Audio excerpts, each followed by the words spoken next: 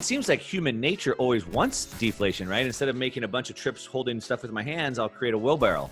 Done. The inflation we've seen in assets and wage deflation, the difference is the debt. It seems like it's maybe because we have incompatible systems where we have human nature is deflationary, but we have an inflationary system. Most changes can't happen except in extraordinary times. We have the Bretton Woods calling for, or IMF calling for a Bretton Woods II moment. At the same time, the World Economic Forum is calling for this great reset. The printing of money and giving it to the banks only gives money to people who can get access to credit, which is the richer people. Right. So it doesn't work. And they all seem to be kind of converging right here, where something big is going to happen next year. Hey everyone, welcome to another episode of the Market Disruptor Show. And today I am sitting down with Raoul Pal. He is the co-founder of Real Vision. It probably doesn't need much of an introduction here on my show. I've been a big fan of your work and I'm excited to talk to you today, Raoul. I'm happy to be here, Mark. All right, good. So, man, you've put out a ton of content. So there's a bunch of different angles that we can go down. And again, you probably don't need a lot of introduction, so we don't need to go deep into that. But you are a macro investor. That's kind of been your career. And that's kind of still what you're doing today. Maybe just kind of give us an overview of what that is and kind of what you're doing.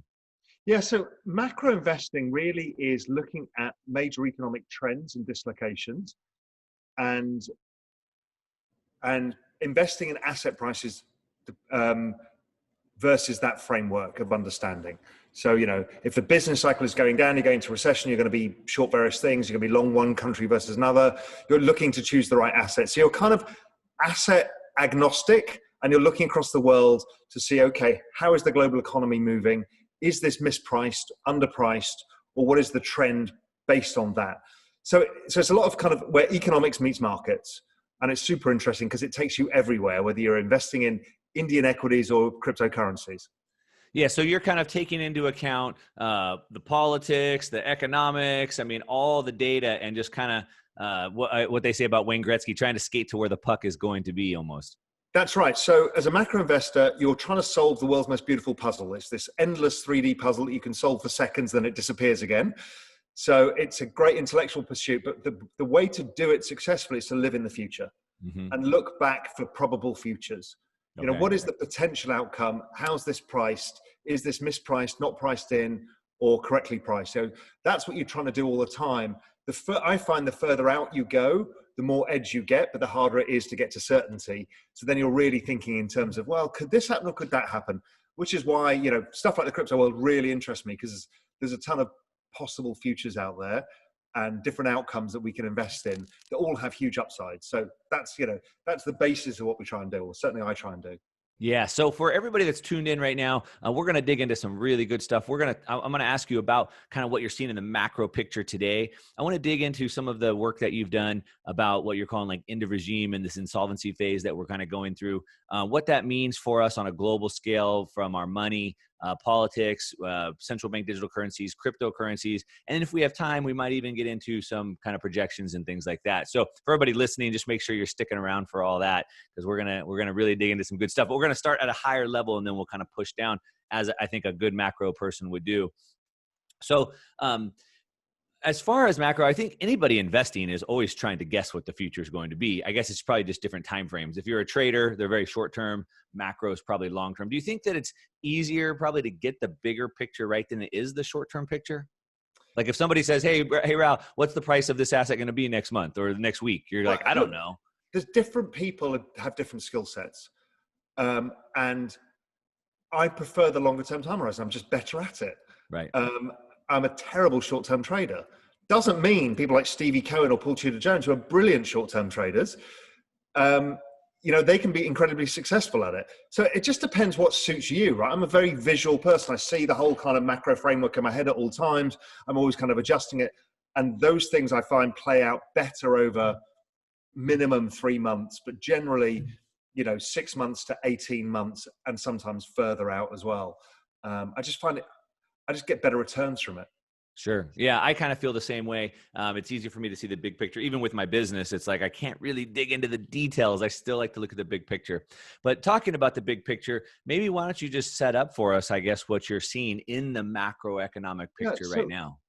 So we'll go back a bit very quickly. So we've been in this debt super cycle that we all know about. And the answer in 2000, after the internet boom, was more debt.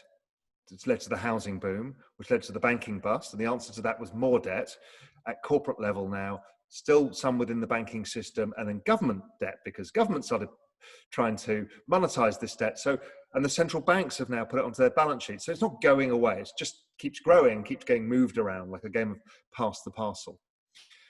So we kind of knew that the next time we had a recession, debt was going to be an issue again, because it hadn't gone away. In fact, it had only got worse. So I've been, it's really interesting. Economists never forecast recessions, which is bizarre to me, because if you show a small child a chart of GDP, they say, well, it goes up and down. It's like a cycle, right? It's a sine wave. Right. You just don't know how deep or how high the peaks and troughs are and how far they are apart, but you approximately know, which is why it's kind of forecastable. Yep. So I've been looking for the end of this cycle and a recession back from about 2018. By 2019, I was kind of locked and loaded into bonds, where the best trade was, and I knew it was coming. Then the pandemic came, and I saw it immediately as, okay, this is the accelerator, right? This is a huge thing. I was very early and got it very, very right early on, and luckily.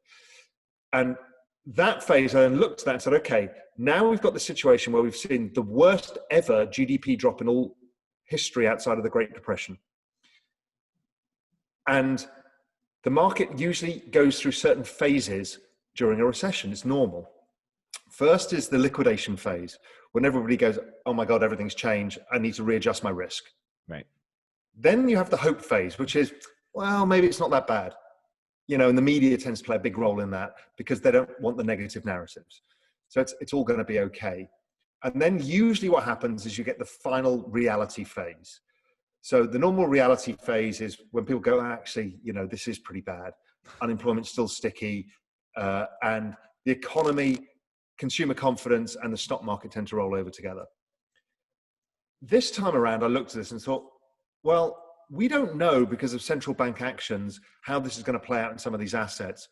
But I know that everybody's probably pricing how long this episode goes on for wrongly, because everybody wants to assume it's going to be over and done with. And here we are now in peak pandemic across Europe and the US, and in other countries again. And people are starting to understand, okay, actually, this is going to last longer. So I termed that phase the insolvency phase, because the problem is GDP growth collapsed. It came up a bit, and then it's flatlined. If you see all that real-time economic data, like the Google mobility data, it's flatlined. In fact, it's rolling over. What's telling us is that GDP growth is still about negative 5% year on year, which is the worst recession you and I have ever lived through. Right. And that's ongoing after the kind of hope-phased recovery, because the first part was so bad. So if you think of what does that mean, it means that if you're a restaurant or a small business or even a large business that's not internet-based right now, your revenues have dropped, but your cost base remains. And that makes you insolvent after a while, as you blow through your cash, and then the government gives you some cash, and then they stop the stimulus, and then you've got no cash, and you're out of business. Right. And that's insolvency. Now, the Fed stepped in quickly to stop the insolvency of big corporations like General Electric and Ford by buying their bonds. But the government stimulus gave that check a while ago, whatever that was, like May, to people and small businesses. It's been nothing since. Even Europe's struggling to get more stimulus through. So kind of, it's a bit of a Wile E. Coyote moment, the insolvency phase, is when you run off the edge of the cliff. Everyone's like, it's fine out here. And then you're like, oh no, it's not. And we're seeing it everywhere. And I worry about what that insolvency phase means, because in the end, it means that central banks have to print more money. They have to try and jam it into the banking system and try and force the banks to lend it, which they don't want to do. And they also have to try direct stimulus, fiscal stimulus via the governments, and monetize that debt too. So basically, we've still got this massive transfer of insolvency off that private sector balance sheet onto the government and Federal Reserve balance sheet. Right. That whole process is slightly scary. Right. And I think, as you said, we're in this debt cycle and we're nearing the end, but I think a lot of people have been calling for the end of the debt cycle for a long time. And I think timing is always the hard problem, right? We always know what's inevitable, but when?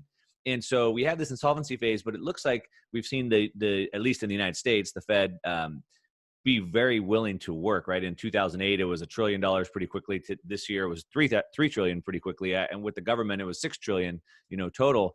And it seems though, like I understand you're saying like they've stalled out on this last round of stimulus and people are running out of money, but they've shown how willing they are to move fast and hard and heavy. Instead of 1 trillion, it was 6 trillion. I mean, they wouldn't just spend 6 trillion to let it fall apart now.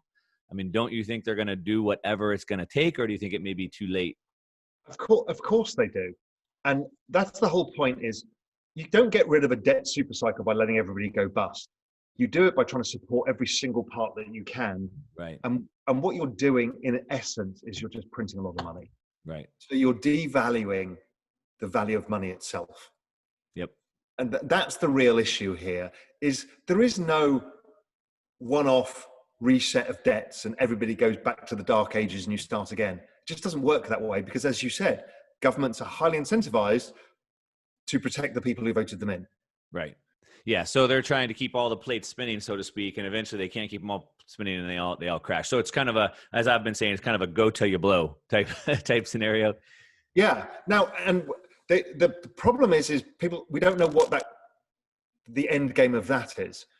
Some people want to price in hyperinflation. I don't think that's coming. Some people want to price in a lot of inflation. I don't think that's coming either, because of the aging population and the demographic cycle. I think it's more deflationary.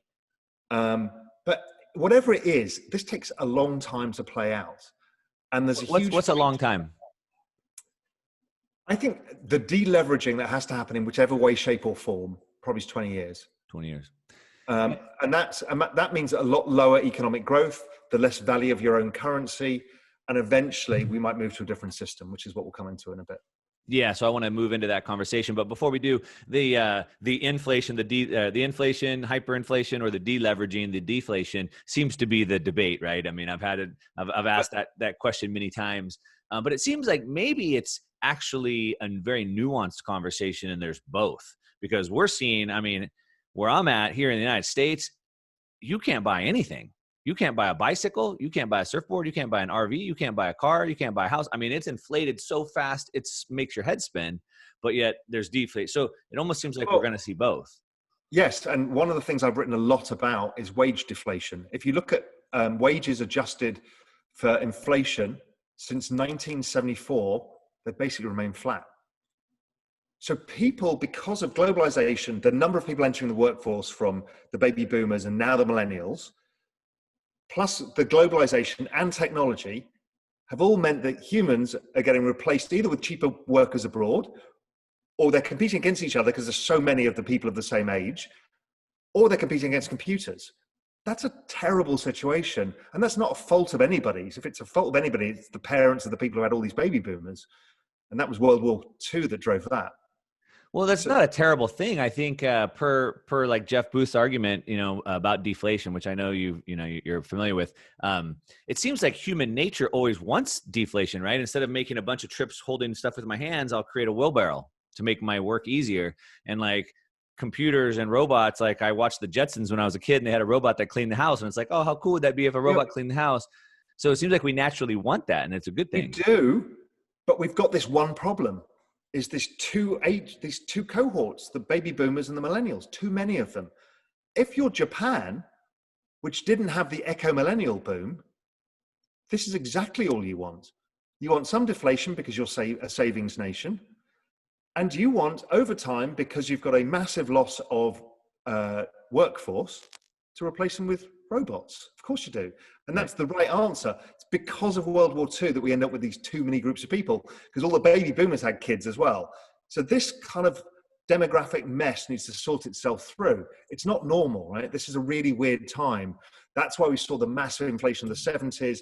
We've seen all of the debt cycle. What I did is I took average household earnings in inflation adjusted terms and adjusted them for the amount of household debt.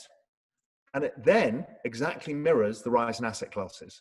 Right. So basically what people have done, the inflation we've seen in assets and wage deflation, the difference is the debt. So people could participate in the economy. Right. So it's kind of, they did a rational thing, but too many people doing a rational thing tends to be irrational. Well, it seems like we have, I do understand the demographics, and you're right. I've been following Harry Dent for like over a decade, and he definitely has pioneered a lot on the demographics. But it seems like it's maybe because we have incompatible systems where we have human nature is deflationary, but we have an inflationary system. So if we had a deflationary system with a deflationary nature, maybe something would be different. I guess we don't know. I think, yeah, and that maybe is the argument why we've seen wage deflation and asset price inflation. Maybe it's exactly that. I don't know. It probably makes sense. Yeah. So we are where we are, as you like to say, right? Whether we like it or not, we are where we are, and things are moving very, very fast. Yeah. And I want to get into a big topic, which is a few things. There's a few things that seem to be kind of converging together, and really, I mean, you've talked about like the fourth turning, and now we talk about, I mean, we have the Bretton Woods calling for, or IMF calling for a Bretton Woods II moment. At the same time, the World Economic Forum is calling for this great reset. And they all seem to be kind of converging right here, where something big is going to happen next year. I know you've talked quite a bit about that Bretton Woods II moment. Maybe that means bringing the world back together onto a one world currency, kind of like Bretton Woods I. And then we have the Great Reset that's coming together. I mean, what are you seeing in that whole mess kind of converging? It's Sahil Bloom, who you see him around on Twitter doing stuff, talked recently about the Overton window, right, which is a political moment of opportunity when you can affect great change. Most changes can't happen except in extraordinary times. Right. And this is what the fourth turning was about, is when you get the shift in the handover of power from one demographic to the other, it changes the end of a system because people want different ways of doing things. So this Overton window is as wide as it's probably ever been, because everybody knows they need something different. Right. Whether you're on the left, whether you're on the right, whether you're a crypto anarchist or a gold bug, everybody knows something needs to change. Or you're a student, we all know. Right. We just don't know what the answer is. But what it does mean is that there's a high probability that something big will happen, and we're hearing about it. So what are the things that these central banks and these government bodies and supranational bodies are looking at?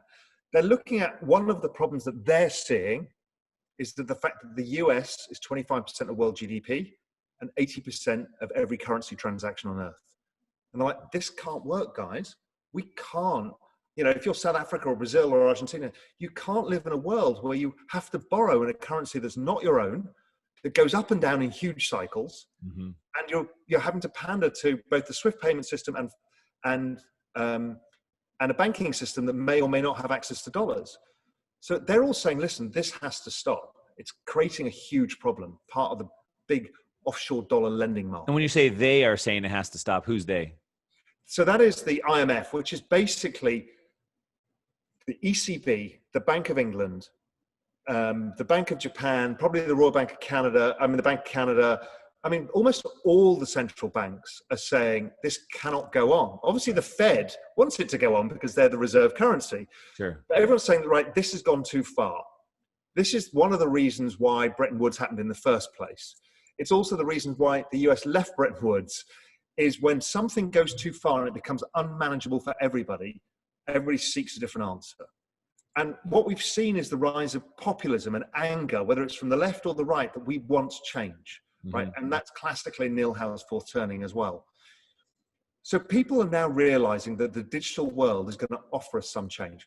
Think of one of the other super narratives that we live in, the 1% versus the 99, right? And we've seen that the printing of money and giving it to the banks only gives money to people who can get access to credit, which is the richer people, right? So it doesn't work.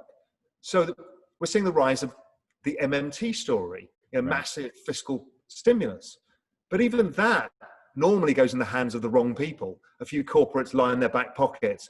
But we're seeing the central bank digital currency story rising, which is what the IMF are talking about, which is, well, maybe we allow programmable money, where Mark and Raoul get different rates of interest, or they stimulate your friend's surf shack because it's closed down because of the pandemic, and they penalize some saver somewhere else. Whatever it may be, you can use behavioral economics to drive incentive systems to get the economy to function better. That's amazing. It's amazing. Behavioral incentive systems work better than anything else. They're also terrifying because Yeah, they can very. be abused stronger than everything else. And we've seen that with Twitter and Google, Right. right? And the politicization of people who were not that political. They got driven down alleyways where they hated everybody else because of how behavioral economics works on these big data platforms. Right. So Yeah. that's all coming here.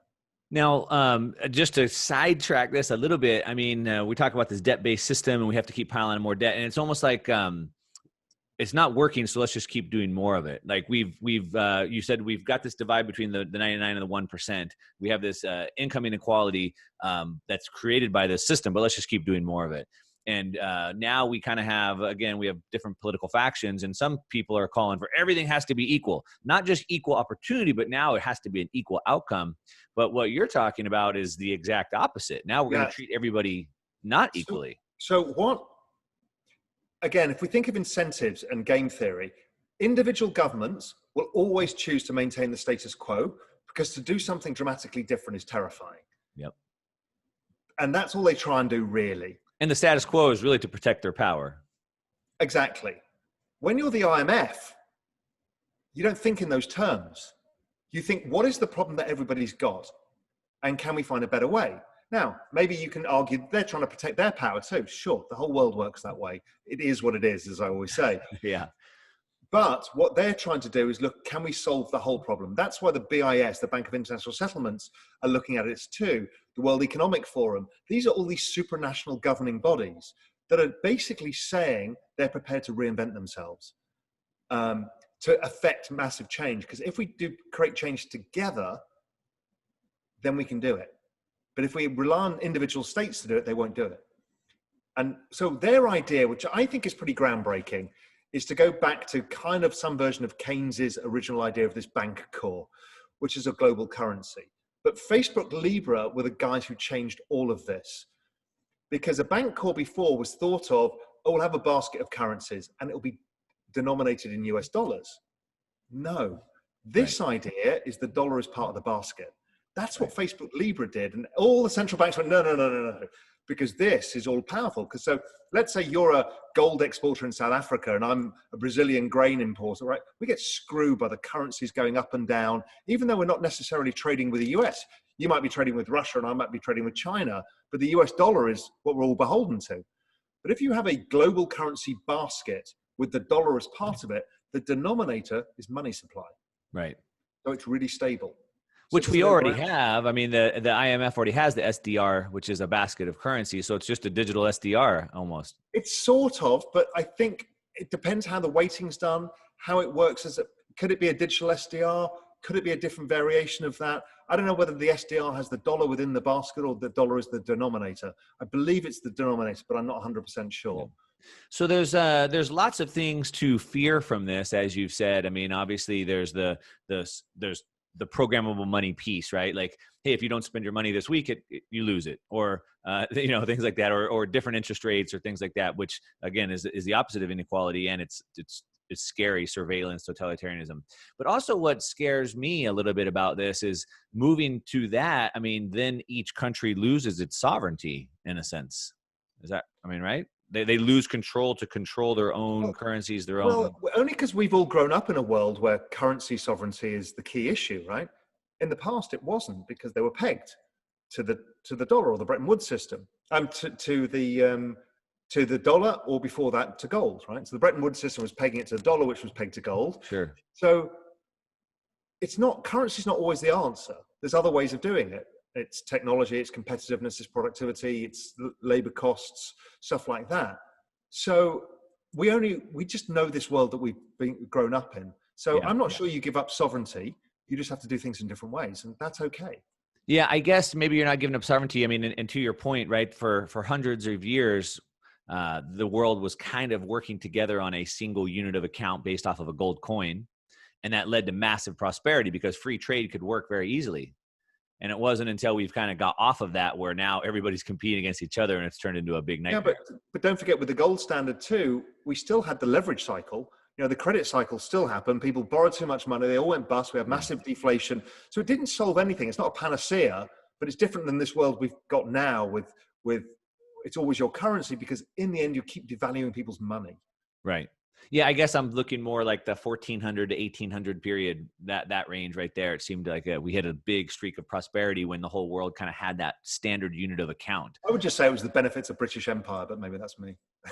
Yeah, there's I'm only winding you up. I gotcha. So another thing that seems a little bit scary, though, is when the central banks can create their own digital currency, their CBDC, which of course has all this programmable stuff that's a whole rabbit hole that could be dug down.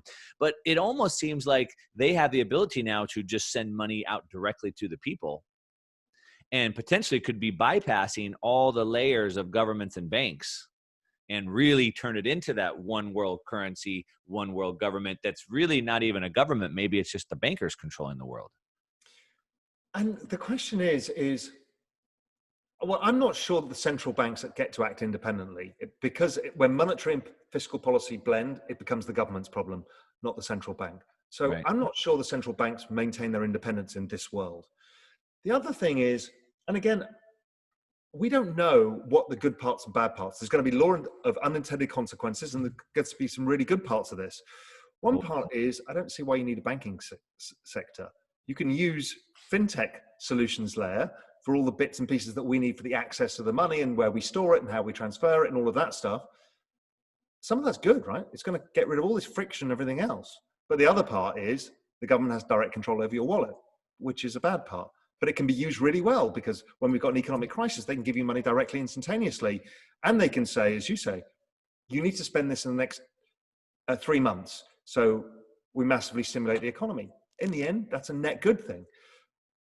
The bad thing is they can control you and say, well, you've got another speeding ticket. I've taken the money straight out of your wallet without you knowing about it. No, it's a great leap forward and a terrifying leap into the abyss as well at the same time.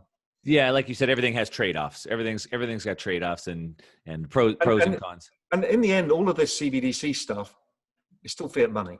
So it doesn't get rid of the core issue. Now, can you do, one of the things the IMF talked about was, okay, let's have these coins, and then these digital coins, and then let everybody do a massive print at the same time to fiscally stimulate the world at the same time. So like a big New Deal. So let's say everybody does 50% of GDP, everybody in that basket. Then what happens if they said, to be in the basket, you have to restrict money supply growth to 2%? That's kind of interesting, right? Because then it starts looking a bit more like gold or like Bitcoin. Obviously not the same, but governments will always cheat in the end. But it might create a huge period of stability, massive fiscal stimulus, and then limited money supply. So who knows how this plays out? It's going to be fascinating. It's such a massive moment in time.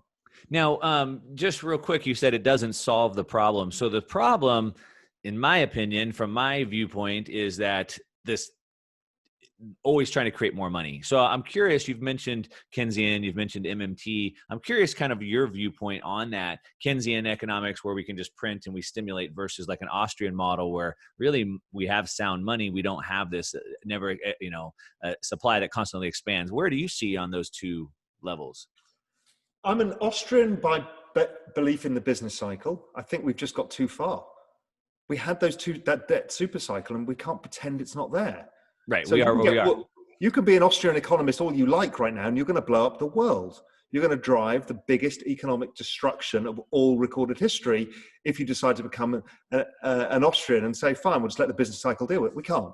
So it is what it is right now. Yeah. So how do you deal with it? I don't know. I mean, there's a lot of people who will point the fingers of blame at everybody. The answer is we don't know. And the central banks don't know. Everybody's trying to figure something out. But one thing we have got, the most powerful thing, is Bitcoin just exists. Right. And we've got something to get us out of this, that we can sidestep whatever mess this becomes. It might all work. Maybe they create another 30, 40 years of prosperity. We don't know. But I'm really uneasy, as is everybody else around the world, in how this plays out. But Bitcoin is that gift, right? It's the gift, the life raft that can save us from all of this, because we can sidestep it. Yeah, so that's I wanted to jump into that. You actually made a video where you talked about Bitcoin being a life raft. So we have this ship, if you want to call it that, that's heading into turbulent water, and we don't know which way it's going to go. And we can decide to stay on for the ride, or we could decide to hop on a life raft and just kind of sidestep the whole thing. Is that kind of how you see it? Yes, I do. Because of the nature of the world is going digital. So Bitcoin is the native digital thing that drove all of that change in the first place. It's almost perfect in its construction as a store of value. Whether it is as a means of payment, we can argue about that all day. But as a store of value, as collateral, it's amazing, because the world's collateral system right now is US Treasuries. Mm-hmm. Problem is the US can issue as many of them as they want, right, at lower and lower rates. The more they issue, the more the rates go down, really. And the currency itself, once you issue more and more of that, devalues over time. So it's actually not a great reserve asset. And what happens in times of economic stress is it should be harder. You should be able to lend out your collateral for more money, but look at treasury yields. Right. They go lower in a recession. Right. So you get less money for lending out your treasuries in a recession. So it kind of doesn't function. Well, Bitcoin, that's a whole different game, because it's a private market not driven by a central bank, and it has the limited supply feature, which means that in a recession when money's scarce, if I want to borrow your Bitcoin, you're going to charge me for it. Exactly. Now the monetary mechanism works. Okay, that's great. Bitcoin doesn't have a yield curve yet, so we're nowhere near there. There needs to be a time value of money within Bitcoin, but it's coming. It's this, and therefore, as a pristine collateral where you can't be printed more of, it can't be messed around with, that is a very, very valuable asset for anybody. And to sidestep that system in something as perfect as this is amazing. Right. Now, gold has been that, 5,000 years of history as gold, or as money, but the gold market's been completely captured. And I mean, the price is not set on the market, it's set in London. So gold doesn't really offer that like Bitcoin does. Do you see a future when more and more institutions come into Bitcoin where maybe that starts to change? I mean, they're going to want to try to monetize it, right? Or financialize it, I should say. Yeah, that's going to happen. And that's really sad, is humans are humans. They create credit. They always do. And they will create credit cycle all over again on top of Bitcoin. Because when you've got a great collateral asset like that, what's the best thing to do? Use it for lending. Yeah. And, to be a money lender is the oldest or second oldest profession on earth. And that's not going to go away because we're humans. And I think there is a slight misbelief in the Bitcoin community that suddenly we won't build a fractional system all over again. We've always done it. We did it with gold. We've done it with cowrie shells. We've done it with fiat. We will do it all over again. But there's a nice period of prosperity when you go from zero leverage to a lot of leverage all over again. Yeah. Well, I think the fractional reserve lending on top of Bitcoin isn't necessarily a bad thing. I mean, obviously we can see what happened in the free banking world before the central bank came around and banks were going boom and bust and people were losing their money. But that's a risk that those people were willing to take. Hey, I'm willing to potentially lose this to make that potential yield. And that's a decision that each person can individually make. And maybe I could be okay with that versus a centrally controlled model where we just inflate it away forever, which kind of like, so, you know what I mean? The free banking was kind of like a free model where people could do that versus what we have today being a controlled model. Don't you see that being different? Yes, I do. I don't know if the net result's any different, because it depends how many people lose money from doing, with borrowing money from the wrong lenders or whatever, or lending money to the wrong borrowers. Who knows, right? We're seeing that experiment playing out in DeFi right now in real time, and that 90% of these things are blowing up immediately. Or even with BlockFi and Celsius and those companies as well. Yeah, and look, I'm super fascinated by this. Can the private sector set interest rates in a world where central banks still exist? I don't know, because the institutional money arbitrages it, because they can borrow from the central bank, they can borrow from the banking system at 1% and flood the DeFi market at 6%, and before you know it, over time, all the spreads flatten down. So it's a shame. So they're not connected, because the money will always flow, and so we need to see some wholesale change in that before we could really see true independent markets. Yeah. So I'm curious your viewpoint on Bitcoin, because you say it's the life raft. So it's a way for us to escape all this, whatever we're going into, this totalitarianism, this control, whatever it is, manipulation. And it's a way for us to sidestep it. So, I mean, there's some ideology that you see with it, I think, but at the same time, you take this role of this macro trader where, hey, I'm going to trade it until the yield curve is over, right?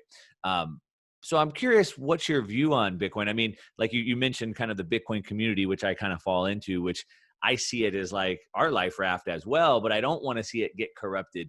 Do you see it as just another asset to trade in the meantime, and a way to sidestep this in the And short term? again, I always go back to my point, whatever we want it to be is irrelevant.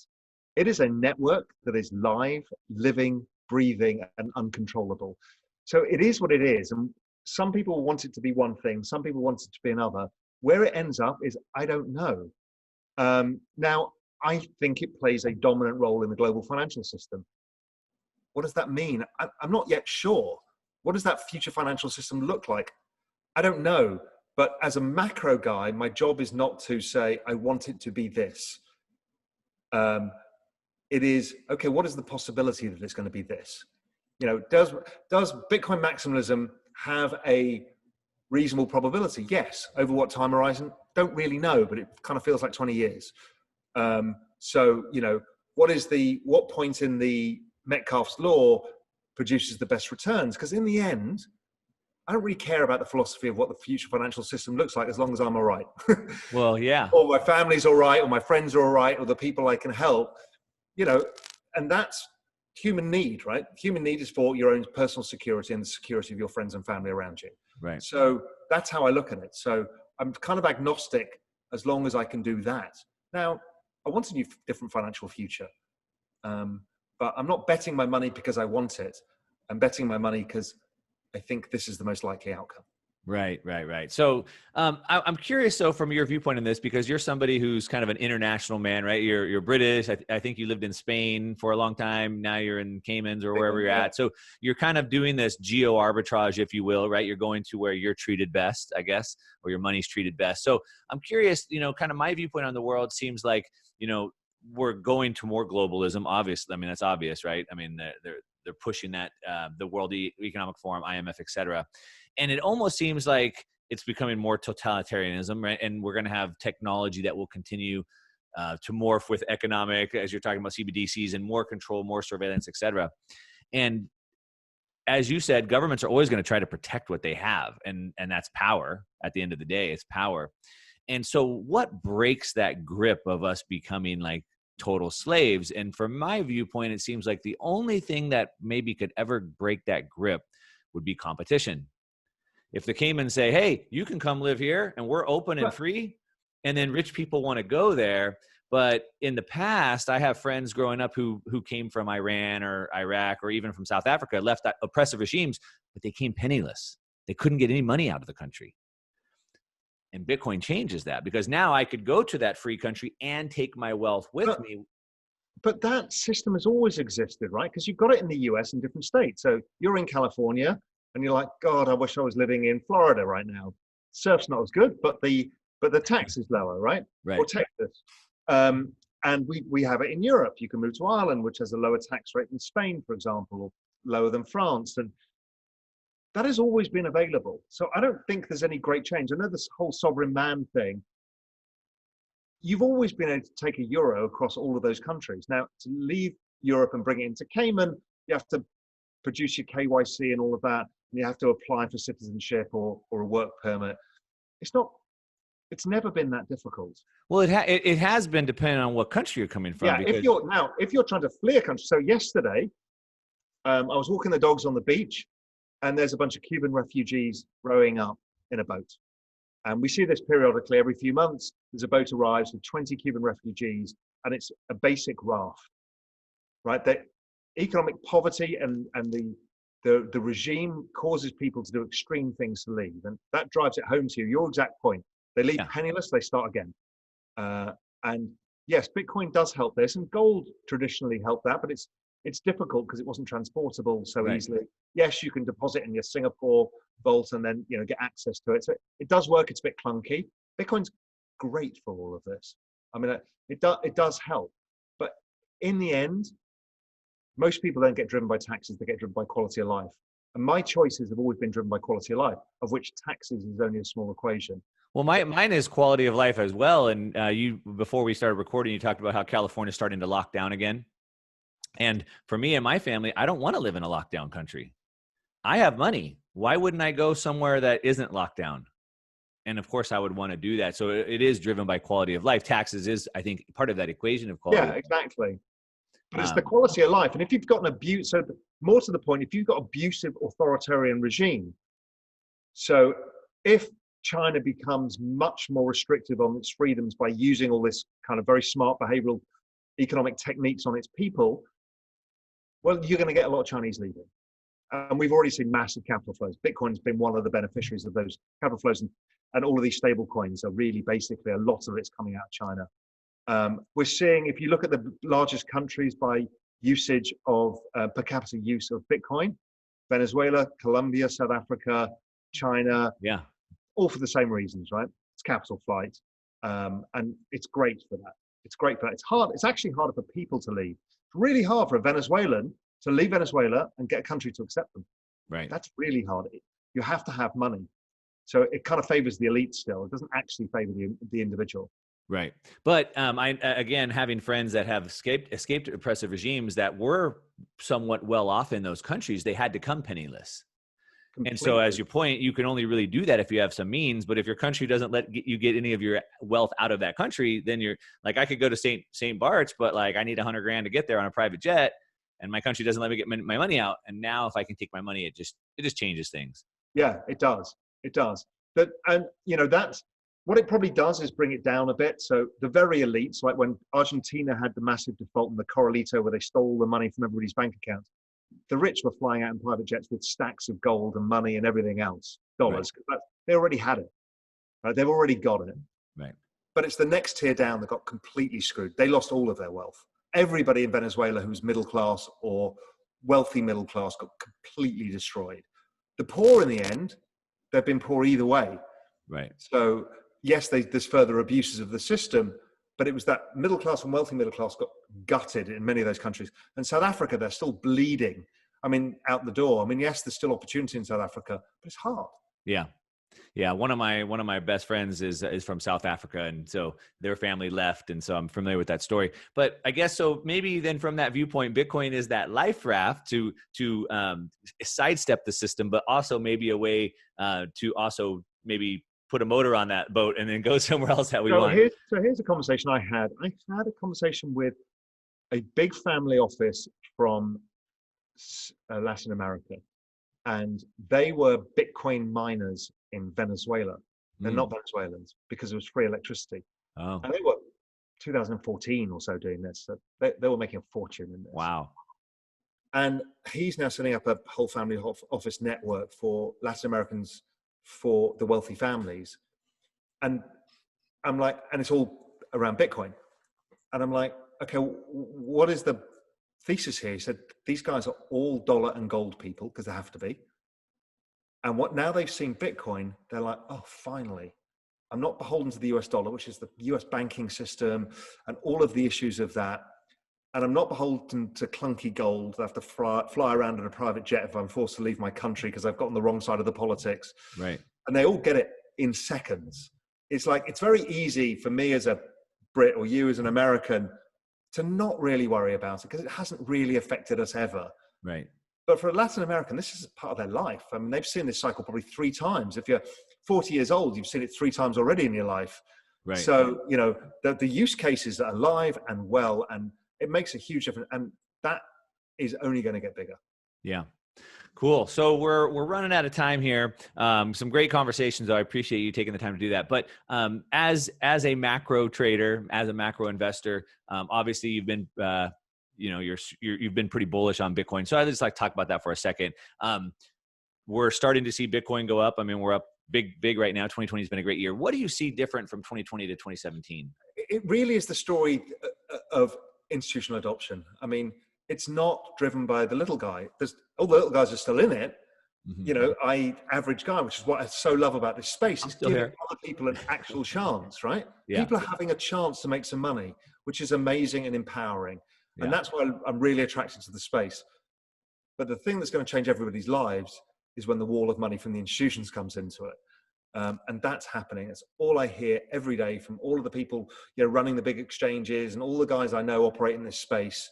That whole kind of on-ramping is going on every day.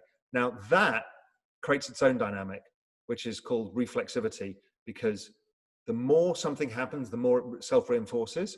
So the more the market cap of Bitcoin goes up, and the more it outperforms other asset classes, I've been talking about this Bitcoin kind of eating the world, Yep. is the more it does that, the more it forces institutions to look at it. The more the market cap goes up, the more they have to get involved. The more they're involved, the market cap goes up, the more Bitcoin outperforms, the more they have to get involved. So it creates this massive kind of chasing of your tail to get into the space. Right. So that's what I think lies ahead. And so you mentioned before, I asked you kind of what you see like long term. What, how far out do you look? So maybe, 12 to 18 months or 1 to 3 years. What do you see? What are you kind of seeing over Well, that period? it's hard not to be biased because we all look at Plan B stock to flow model, and we've all Yeah. seen the previous cycles. So Yep. we're all kind of anchoring somewhere on that. So we Yeah. we can't pretend we're not. I use a bunch of technical analysis, a bunch of other ways of looking at it, and I always came up with with gold here around these kind of price levels. If we look at the same sort of thing, I kind of get Bitcoin worth $1 million. Now, over what time horizon is that? I give it another halving cycle. Now, maybe the halving cycle doesn't work next time around Right. because maybe it's a flat halving cycle because of the institutional adoption. I don't know. I think the space will change. I think also people don't understand how institutions act when they're in the space. They're going to act very differently. So I don't know, but I think $1 million, and I think, this year, we've gone up a huge amount, 500% or something. Dan Tapiera sent a tweet out. We've been up, 500% from the low this year. Could you do another 500% next year? Yeah, easily. I mean, we barely noticed it this year. Didn't feel like a runaway bull market Yeah. year yet. Just Yeah. felt like it was just getting started. So, I still maintain, I think it goes further than most people expect in the next 18 months because of this institutional reflexive loop. So I think if there's a surprise to be had, I know there's a bunch of people saying, well, I could maybe just go to 50 grand, 50,000 doesn't go much higher. There's a bunch of people in that kind of 100 to 250 level. I would say I'm more skewed towards the kind of 250 level with an upside. I think everyone's wildly underpriced the upside for this cycle. Yeah. Well, that's good to hear. I remember back in that 2017 bull run, and they were starting to get all these crazy bullish projections on price. McAfee said he was going to eat his stuff if So I try to kind of temper that because I know when we get into these kind of bull markets, it starts kind of pushing that. But it's great to hear. I like it. Well, and I didn't. I get it from a number of different ways, and whether it's stock to flow, and I built a very basic stock to flow model back in 2013 that I came up with roughly the same output. That was with gold. Gold was about 1,300 then. I got comparing like for like at about $1 million. If we look at the market cap versus gold, we get to say similar kind of things. Another 10x, it's another 20x from here or so. If we look at a log chart technical analysis, gets to the same kind of numbers. Yeah. When so many things give you roughly a price project, when you look at Metcalfe's law to price it as well, gives you roughly the same numbers. It's like, okay, somewhere around here, unless something goes wrong. And you look at the markets it's taking over, which you mentioned gold, obviously 10, 11 trillion dollars, but there's 30 to 40 trillion in offshore bank accounts. And it's an offshore bank account, right? So it's all these things. So yeah, great stuff. I appreciate all that. We're going to go ahead and wrap it up right here. I thank you so much for your time. Now, I know you're super active on Twitter. So I'll make sure to link that for everybody down below. I don't know how you find the time to be on Twitter so much because it wrecks my day. Yeah, it's wrecking mine. The other place to find me, so at Raoul GMI on Twitter. Also, if you like crypto stuff, we built a whole channel on it. So realvisioncrypto.com, it's free, and anybody can find a ton of content around all of this, whether it's the macro around the space, through to all the Bitcoin guys, and through to some of the other parts of the space too. Yep. And I'll make sure to link that down below for everybody as well. And again, Raoul, thanks so much for joining us today. Appreciate it. Really enjoyed it. Thanks so much.